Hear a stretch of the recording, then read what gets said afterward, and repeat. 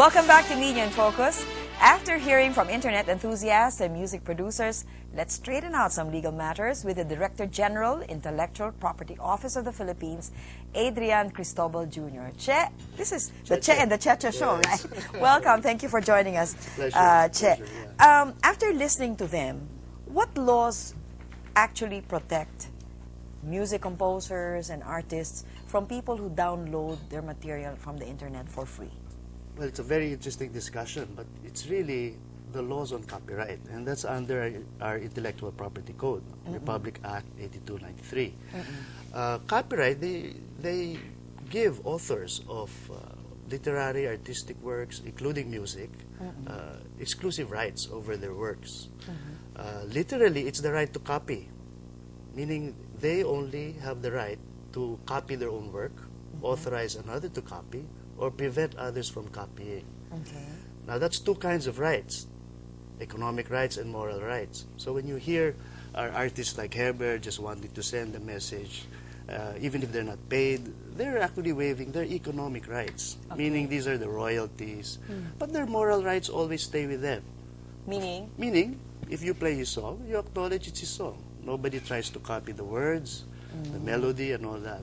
Those Or are the say, moral rights. I Yes. see. Okay. And what are the sanctions if you violate this? Well, under our law, it can range from a fine of 50,000 to 1.5 million pesos.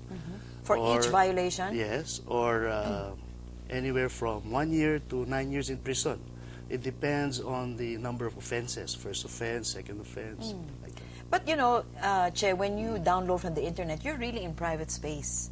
No, do you have to catch the person red-handed actually downloading a musical piece before he can be imposed with sanctions? It's a good question because it's not like buying a CD when, Yes. when you find someone buying Or someone selling? or someone selling or Yes. someone producing. It's really difficult to gather that kind of evidence. That's why this case mentioned a while ago in the U.S. where a lady was actually sued and found guilty was such a big issue. And just gathering the evidence, tracing the network, how many times she downloaded, how many compositions she downloaded. So it's a difficult thing to do. It takes a lot of technological savvy. Do we have that capability here in the Philippines to do that, to go after pirates, to go after people who copy illegally and violate the IPR? No, I think it's very limited. It takes a lot of time and resources to do something like that. But as mentioned a while ago, the internet penetration rate in our country is still low. I think it's even less than 10%. But there have been concerns, mostly from foreign music companies, to nip the problem in the bud this early, this kind of piracy through the internet.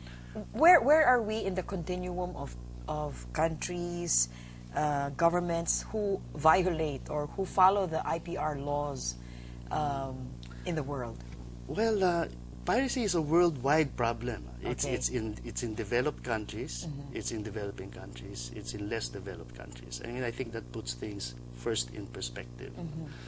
Now, there's one benchmark that's available, and that's the USTR, the United States Trade Representative's Office, where every year they evaluate their trading partners on how they're doing on intellectual property rights protection. Now, they have a list.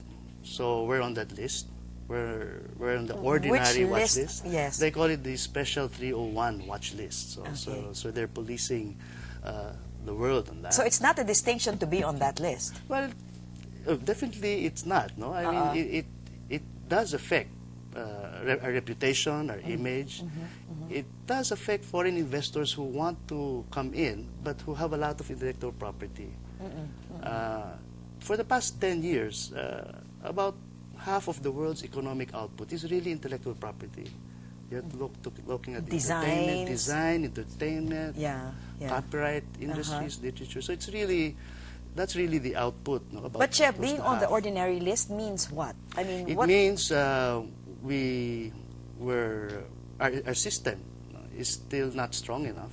Piracy and counterfeiting is still pervasive, but we have the basic laws. We are showing our determination to try to address the problem. Like, for instance, last year, the enforcement figures from our law enforcement agencies showed close to 3 billion pesos worth of fake and pirated goods being confiscated, being raided. That's almost double. Has anybody gone to jail for it? No. That's Not the yet. problem. Okay. There's one or two over the past 6 years. But that's one of the challenges, the bigger issues now on enforcing that. So back to that list, in the ordinary watch list, you also have Canada, Italy, about 3-4 developed countries, but the rest are mostly developing countries. If you get into the priority list, which our country was in at some point, right? Yes, we were there for about 5 years, from 1998 to 2005. Okay, how did we get off that list? What measures were taken by the government to bring us down to the ordinary list? Well, in 2005, we just started to get our act together. We put up the interagency committee headed by our office and got the NBI, PNP, Optical Media Board, the Bureau of Customs together, Department of Justice, and started coordinating our moves.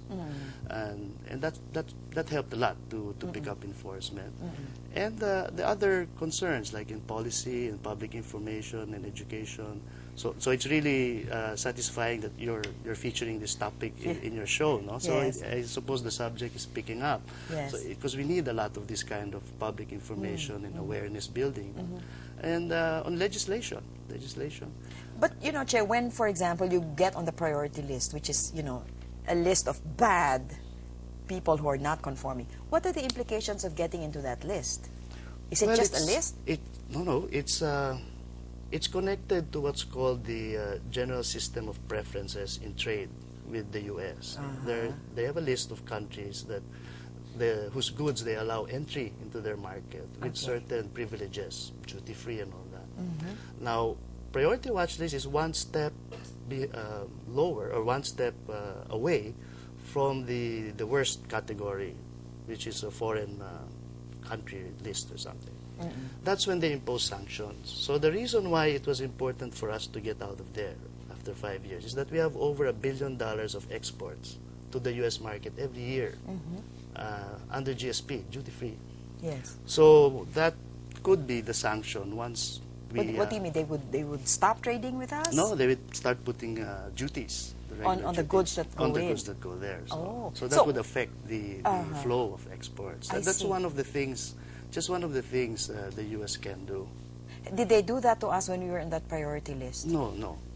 Because we were just one step away from the... Oh, the from the list worst. where you can Where have trade trade sanctions, sanctions. yes. I see. Now, being on the ordinary list, what do they expect you to do to get out of it, to be out of their list? It's one list you don't want to be a part of. Yes, we don't want to be a part of. And it's just good that their issues and concerns are also affecting our local industries. There's a host of issues there. One is really the prosecution. Yeah. Your question, how many have Yes. been convicted? Uh-huh. We have over 500 Cases. IPR violations in the courts. Everything included, from music to Yes. to Trademark, literary works, trademark, to trademarks, fake, fake goods, bags, yes, and all fake, that. yeah. Over 500 cases in the courts that have to be moved faster. I see. There are questions about what you were discussing. There are issues about that, downloading in the internet. But that's a little bit more difficult. More difficult. To There's catch. this other thing, camcording in the movie houses. It's yes. picking up again. Yes. Many other issues on copyright, like implementing our WIPO Internet Treaty's obligations.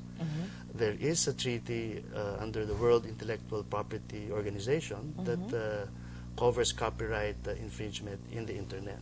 So we acceded to the treaty several years ago. We're a signatory. We're a signatory, Yes. but we still have to pass a law, which has been in Congress for several years, to implement the provisions of that treaty. Well, speaking of laws, Congressman Rufus Rodriguez has proposed to strengthen the IPR law, to put more teeth to it. Are you for this? Are Yes, you we for support strict? that. We support that law. He does strengthen it by increasing or Penalties? criminalizing certain acts and increasing penalties. Okay. Do you think that by, revising the law or amending the law and making it stronger, you will put more teeth and you'll be able... Is the question here one of enforcement or lack of laws? Like many things in our country, it's not a lack of laws. It's really enforcing the laws. Okay. But of course, higher penalties provide a deterrent. But the more effective deterrent is to really